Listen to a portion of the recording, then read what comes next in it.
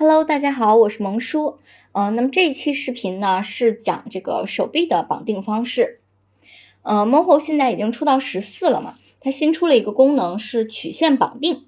那么这一期视频呢就是使用曲线的方式来绑定手臂。那么现在舞台上是我们比较常规的一个绑定的方式，使用它的这个3个关节的连接去进行一个绑定。那么这个是我们最常规使用的一个绑定了。那么这个绑定有一个小小的缺陷啊，可以看到它的这个手臂弯曲的时候，它的角度是比较尖锐的。那么有的时候我们角色的设计呢，可能会需要它在手臂弯曲的时候，肘关节呢会稍微有一点点的弧度。那关于这个弯曲的手臂，同时有一点点弧度，这个呢，我之前有出过一期相关的视频，不知道大家有没有看过啊？那么那一期视频呢，相对来说绑定的方法比较的复杂，可能不太适合新手啊。那么我们这一期视频呢，就使用曲线的方式来进行一个绑定。那么这个绑定方式也是非常的简单啊。首先我们看一下这个常规的手臂绑定它的绘制方法。首先是它的3个关节，然后是它的大臂，然后是小臂，然后是它的手，就是这几个图层去进行一个组合。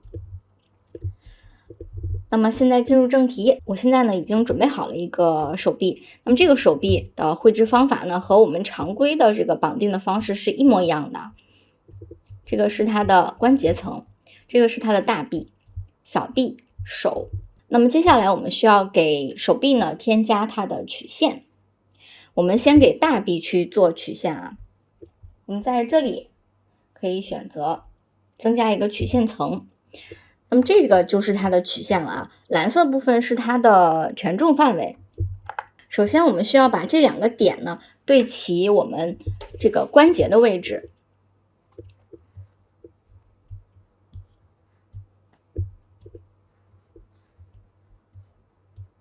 然后呢，我们给它增加一个点，这个点呢就相当于它的肘关节的位置。那同样的，我们也需要给它去对齐一下坐标。好的，那我们3个关节的坐标就已经对好了。接下来呢，我们需要给它重置一下曲率，因为我们中间已经新增了一个点嘛。我们在这里直接点一下这个按钮就可以了，给它重置一下它的曲率。然后呢，我们选中按这个 W 键，也就是这个线宽功能，可以调整一下它的权重范围。我们现在来操作一下曲线层啊。可以看到这个大臂已经受这个曲线的控制了，但是呢，它还没有进行一个弯曲的效果。那是因为我们现在大臂只有4个点。我们看一下，只有4个点，那么这个点呢是完全不够的啊，我们需要给它新增点。首先我们在2侧的位置增加2个节点，同样的我们把它的曲率调开，也是点一下这个按钮就可以了。接下来呢，我们再在2边增加点。那我们仔细看一下这几个点呢，它都是有曲率的。那么接下来我们再次在靠近肘关节的位置再新增2个点。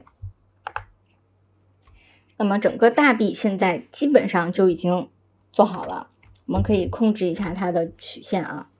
可以看一下，现在我们大臂的这个图层形状呢，已经完全跟随我们的这个曲线去进行一个变化了。好的，大臂先这样。然后呢，是我们的这个小臂。小臂和大臂呢，其实是共用同一根曲线的。那么这个时候我们只要复制一层就可以了，给它改一下名字，方便之后查找啊。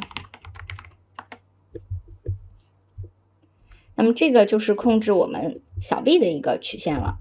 我们双击这个小臂的图层，然后在这里可以选择控制它的这个曲线。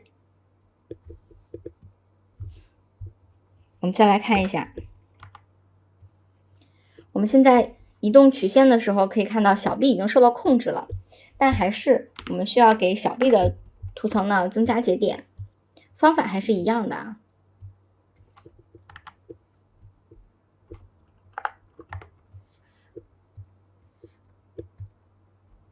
然后在靠近关节的位置，靠近肘关节的位置，再新增2个点。那么现在我们看一下啊，肘关节的位置其实它的点是相对来说比较密集的啊，可以看到这里的点是靠近肘关节的位置，那这里的点相对来说比较密集。接下来呢就是进行绑定了，我们现在曲线已经完全做完了，我们接下来就进行绑定。首先呢，我们需要在大臂和小臂的骨骼上增加一个子骨骼，那么大臂增加一根子骨骼，小臂增加一根子骨骼。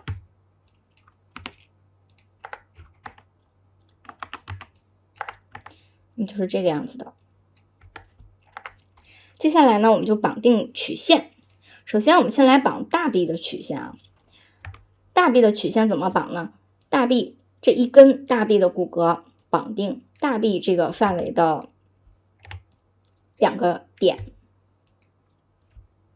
然后呢它还有多余的一个点，那这个点呢其实是腕关节，用它来控制小臂的其实应该是。那么我们这个点呢就用这根子骨骼来绑定。我们再来看一下，大臂呢绑定大臂这2根点，那多余的这个点呢用这根子骨骼来绑。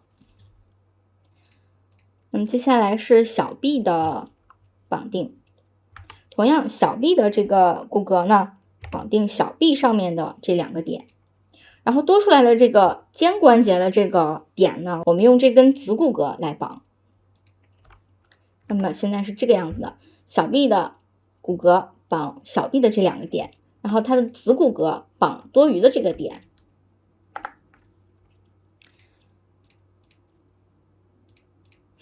那么现在呢，我们这个绑定其实就已经完成了啊。我们来看一下，这里有2个点其实没有绑上，是为什么呢？我们仔细来看一下这个权重范围啊，可以看到这个权重呢稍微有一点点的错位，我们再来往下给它稍微的往下调一下，让它这个蓝色的部分啊完全覆盖我们这个小臂的形状。好的，我们再来看一下，现在呢大臂和小臂就已经完全被控制了，但是呢现在还没有一个弯曲的效果啊，这是为什么呢？因为我们现在曲线啊还没有完全的被控制住。我们先选这个大臂的这个子骨骼，然后呢设置一下它的角度跟随，那么跟随谁呢？是跟随小臂的骨骼。那么角度控制呢，我们可以写 0.5 啊。我们现在在转动小臂的时候，可以看到大臂就已经可以自然的进行弯曲了。那么同样的，小臂这根子骨骼呢，也需要去进行一个角度跟随，那么还是跟随小臂。那么由于这根骨骼呀是小臂的子骨骼，所以我们这个角度控制呢要写-0.5。可以看到现在我们这个小臂移动的时候，手臂就有一个很自然的一个弯曲的形状了。我们现在把它的这个关节部位还有它的手给绑上，那么绑定的方式也是常规的方式啊。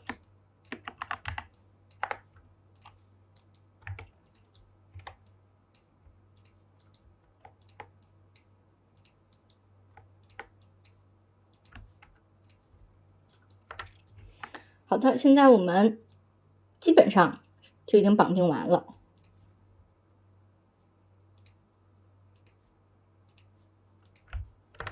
我们来看一下效果。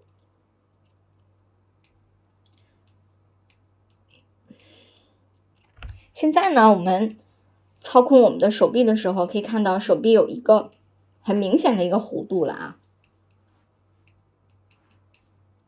跟我们这个常规的这个绑定方式有很明显的区别吧。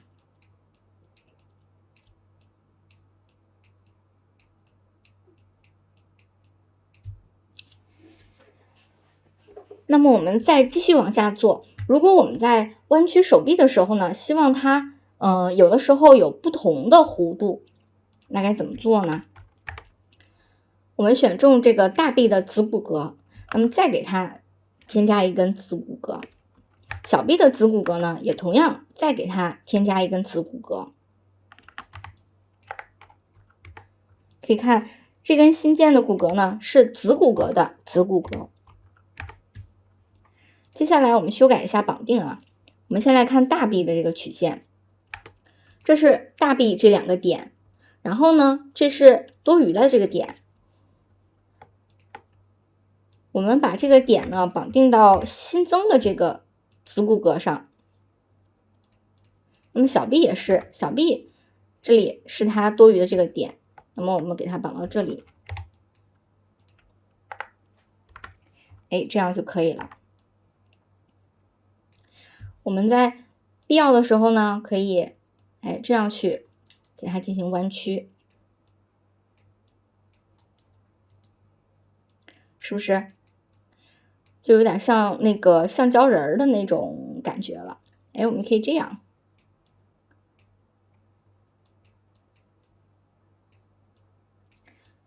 这就比较的自由了，这个控制的方法。好的，这个绑定呢，手臂的绑定基本上就已经结束了。那我们再稍微进阶一下，假如说这个它不是一个手臂，它是一个腿，那我们可以看一下啊，假如说这是一个腿，调整一下这根骨骼，可以看我们在移动脚的时候，这个踝关节啊，它也是一个比较僵硬的一个效果。那这个我们怎么做呢？我们还是在我们刚才这个小臂的这个曲线上，把末端的这个点呢往下拉一点点，然后再给它新增一个点。那这个点呢，就是我们刚刚就是腕关节，也就是现在踝关节的位置。同样，我们给它对齐一下坐标。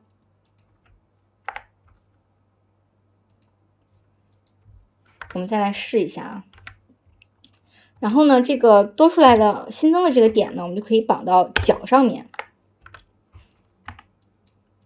我们现在来试一下啊，现在就是这个样子的。可以看到脚动的时候呢，它的这个踝关节也是有一定的弧度。这里我们就可以再新增2个点。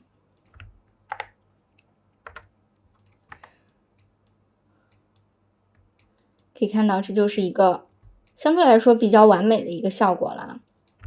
那么这个踝关节现在看起来呢，是稍微有一点点这个弯曲的弧度有点大，怎么办呢？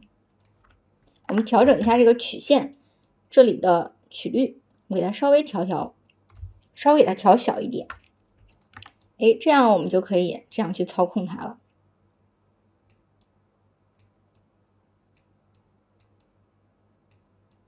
可以看到是这个样子的。那么同样的，我们也可以在现在小腿的这个位置增加一根子骨骼，然后呢，把多出来的这个点呢绑到子骨骼上，这样呢就可以单独控制脚踝了。当我们想让它有弯曲弧度的时候，我们再给它一个弯曲的弧度。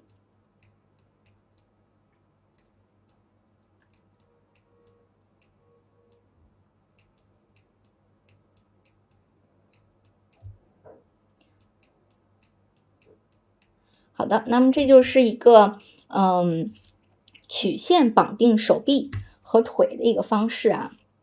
那么接下来我们先看一下这个具体曲线是怎么操作的啊。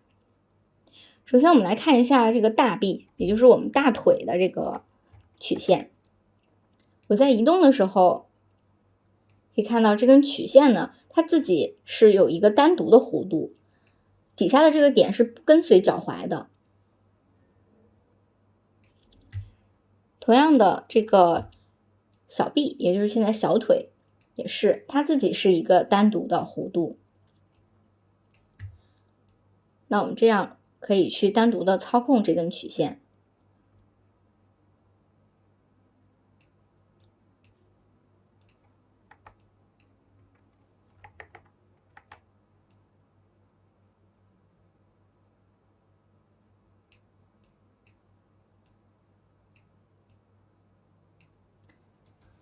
好的，这就是我们整个曲线去绑定手和腿的一个方式了啊。不知道大家有没有听懂？如果没有听懂，可以多看几遍。好的，我们这期视频呢就到这里了，希望这期视频对你有所帮助。好的，我们下期再见吧，拜拜。